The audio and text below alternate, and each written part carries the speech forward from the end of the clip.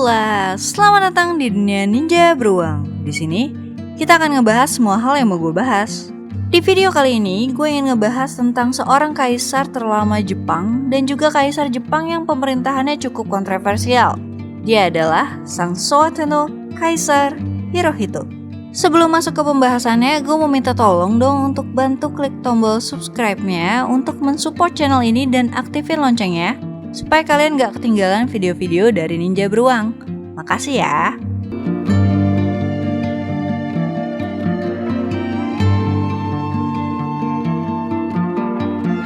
Lahir pada tanggal 29 April 1901 di Istana Aoyama, Tokyo.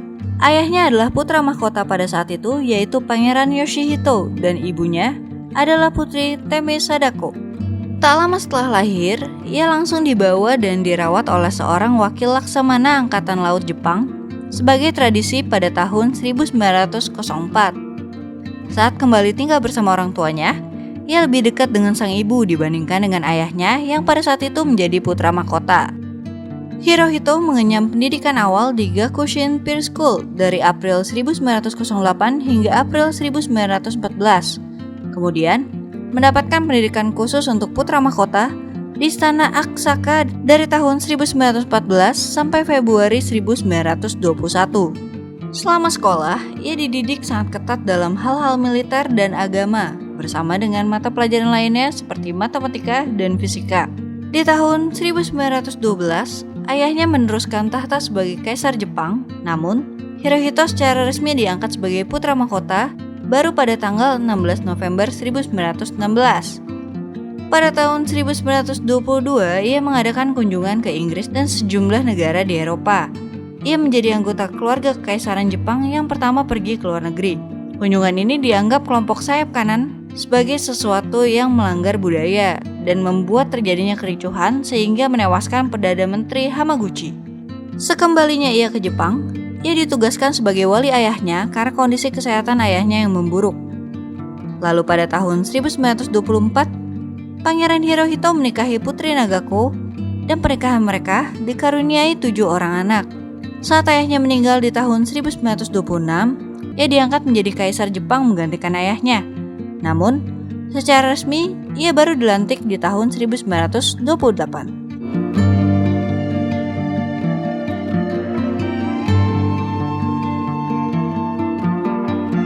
Setelah Kaisar Hirohito naik tahta, keadaan Jepang saat itu bisa dibilang cukup kacau.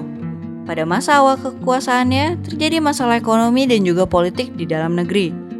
Diawali dengan kericuhan di dalam negeri oleh petinggi pemerintahan akibat pertentangan antara kelompok moderat dengan golongan kanan ultranasionalis yang disokong militer, khususnya Angkatan Darat sebagai kekuatan terbesar pada saat itu.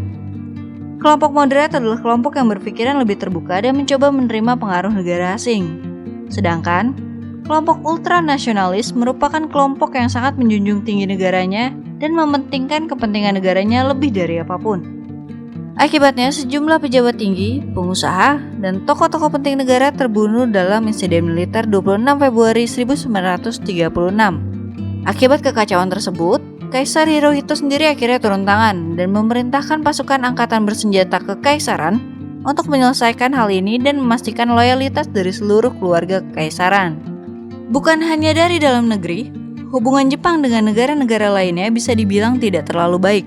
Di awal-awal tahun pemerintahan Hirohito, Jepang banyak terlibat peperangan dan menginvasi negara-negara Asia lainnya. Hal ini didasari pemikiran jika Jepang adalah bangsa yang lebih hebat dari bangsa lainnya dan seharusnya Asia dikuasai oleh orang Asia, bukan bangsa Barat. Di mana pemikiran ini sebagian besar berasal dari kaum ultranasionalis yang pada saat itu menguasai pemerintahan Jepang. Sebenarnya, konstitusi Meiji telah memberikan kaisar otoritas tertinggi, tetapi dalam praktiknya, sang kaisar secara umum memberikan persetujuan terhadap kebijakan yang dibawa oleh para menteri dan penasehatnya.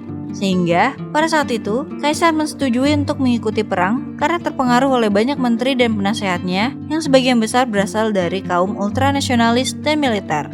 Saat Perang Dunia berlangsung, Jepang menandatangani Fakta Tripartite dengan Nazi Jerman dan Italia di bulan Desember 1940 dan masuk ke dalam blok poros. Lalu, pada tahun 1941, Kaisar Hirohito menyetujui keputusan pemerintahannya untuk berperang melawan Amerika Serikat, di mana pada tanggal 7 Desember 1941, pesawat Jepang menyerang pangkalan Angkatan Laut Amerika Serikat di Pearl Harbor dekat Honolulu, Hawaii.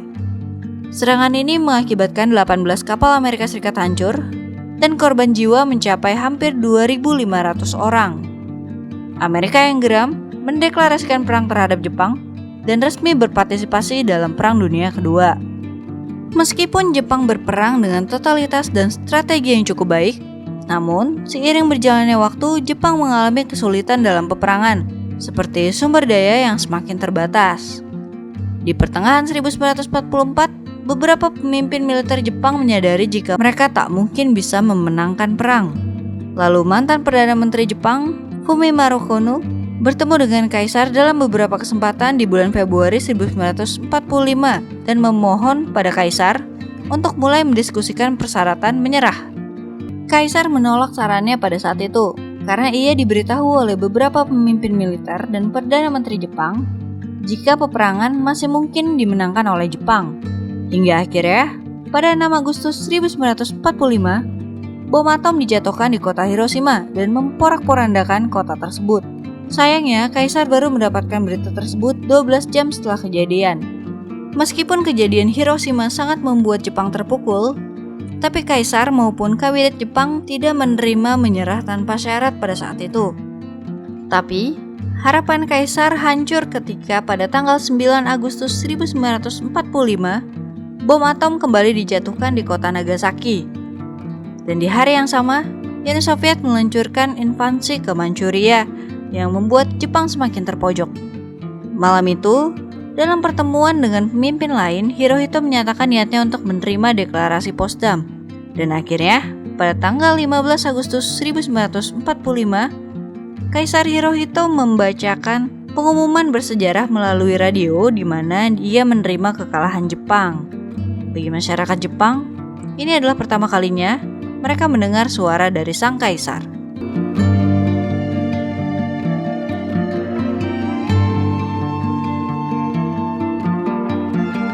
Setelah Perang Dunia Kedua berakhir, beberapa pemimpin dari blok sekutu ingin mengadili Kaisar Hirohito sebagai kriminal perang.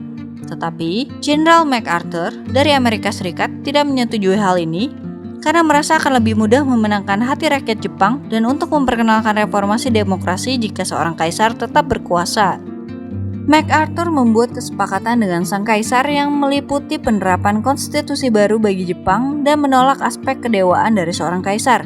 Kaisar Hirohito pun menyetujuinya dalam siaran radio bersejarah kedua pada tanggal 1 Januari 1946. Di bawah konstitusi baru yang dirancang oleh Amerika Serikat di tahun 1946 dan berlaku sejak 1947, Jepang berubah menjadi negara monarki konstitusional. Kekuasaan seorang kaisar sangat dibatasi. Kaisar hanya ditunjuk sebagai simbol negara dan persatuan rakyat, bukan sebagai dewa.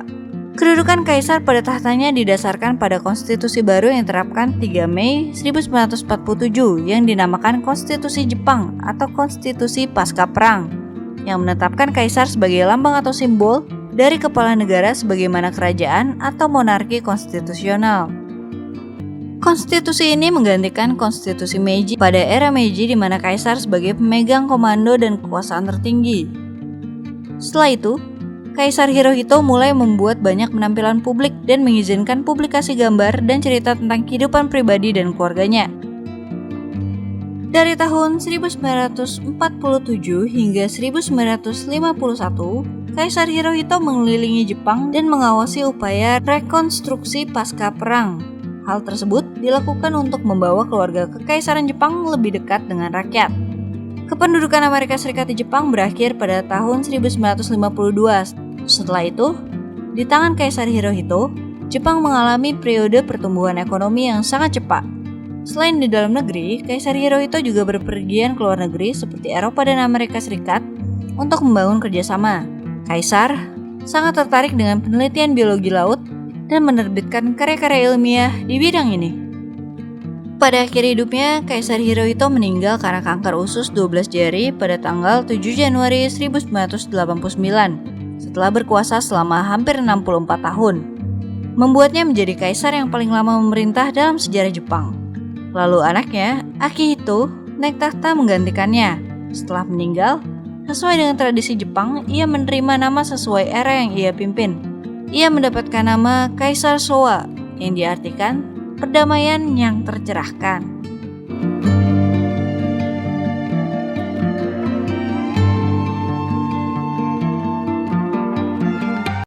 Itulah kisah dari kaisar paling lama di Jepang, yaitu Kaisar Hirohito. Menurut kalian gimana nih tentang Kaisar Hirohito? Coba tulis pendapat kalian di kolom komentar ya. Terima kasih juga buat kalian yang sudah menonton video ini. Mohon maaf jika ada salah-salah kata dan salah-salah informasi. Boleh minta tolong diperbaiki di kolom komentar ya. Semoga video ini bisa menghibur dan bermanfaat untuk kalian. Kalau kalian suka videonya, kalian bisa klik like-nya dan share video ini. Dan gue mau minta tolong dong untuk bantu klik tombol subscribe-nya supaya bisa membuat channel ini lebih baik lagi. Sekali lagi, terima kasih banyak ya. Salam dari Ninja Beruang dan sampai ketemu di video selanjutnya. Bye-bye!